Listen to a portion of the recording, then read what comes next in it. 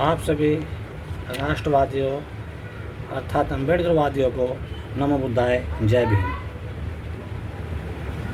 राष्ट्रहित, जनहित, समाजहित और लोकहित हेतु कथाएँ करना या करवाना गलत नहीं है, बशर्ते आपके द्वारा की गई कथाएँ physics, math, chemistry, biology, geography, constitution, Baba Saheb के 10 उद्देश्य, 22 प्रतिज्ञाएँ और राष्ट्र ध्वज की 24 तिल्लियों पर होनी चाहिए। यदि आपकी कथाएँ इन विषयों पर हैं तो भारत को विश्व गुरु बनने में या भारतीय नागरिक को विश्व गुरु बनने में मुश्किल से 9 या 10 साल लगेंगे, इससे ज़्यादा नहीं लगेंगे। लेकिन हमारे जो कुछ हिंदू गुरु ब्राह्मण और ब्राह्मणों के मानसिक गुलाम हिंदू जो ये कथाएँ करते हैं अंधविश्वास और पाखंडवाद पर आधारित गीता और रामायण पर इन लोगों ने कथाएँ की, तो भारत लगभग 800 साल 313 मुगलों का गुलाम रहा, 150 या 200 साल ईसाइयों का गुलाम रहा, ब्रिटेन वासियों का गुलाम रहा। कभी भी इन लोगों को शर्म नहीं आई।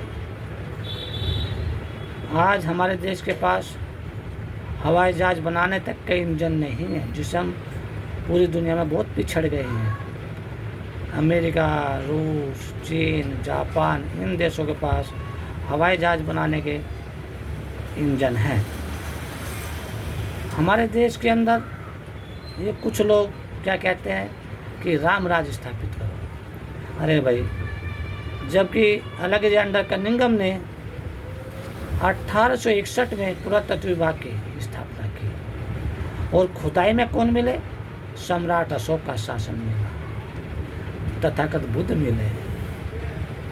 सम्राट अशोक का शासन इराक से लेकर कंबोडिया तक, आधा चीन से लेकर श्रीलंका तक था। उस शासन में भारत विश्व गुरु हुआ करता था। भारत के अंदर 23 विश्वविद्यालय अर्थात 23 रिसर्च सेंटर थे। आज भारत में हवाई जहाज बनाने तक के इंजन के भी रिसर्च सेंटर नहीं है। बड़े शर्म की बात है। और ये लोग का बात करते हैं राम राज की। अरे हमें समझ में नहीं आया, पुरातत्व विभाग ने राम को भी नकारा, हनुमान को भी नकारा, सीता को भी नकारा, सबको नकारा है। किसी का कोई आर्कोलॉजिकल एविडेंस नहीं है। आर्कोलॉजिकल एविडेंस बुद्धिज्म के हैं। इसलिए हम लोगों जो बातें करनी चाहिए कि हमें विश्व गुरु सम्राट अशोक जैसा बनाना है।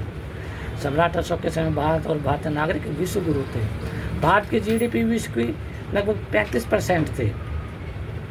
सम्राट अशोक का शासन कुल 37 वर्ष रहा है। सम्राट अशोक का शासन कुल 37 वर्ष रहा है और 37 वर्षों में उस आदमी ने, सम्राट अशोक ने 35% भारत की जीडीपी और विश्व गुरु बना दिया। 23 विश्वविद्यालय, 23 रिसर्च सेंटर, पूरी दुनिया के स्टूडेंट यहाँ के पढ़ते थे। लेकिन आज क्या है? कुछ भी नहीं है।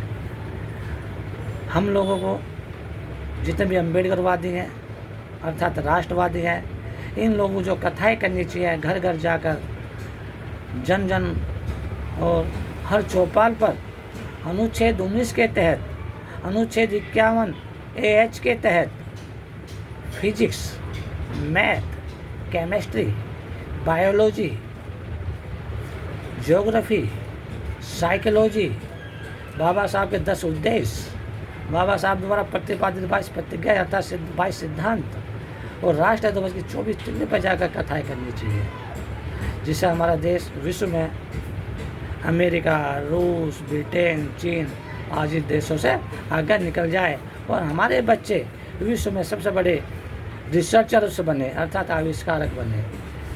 हमारे योगी जी और मोदी जी को इन्हीं चीज़ों पर कार्य करना चाहिए।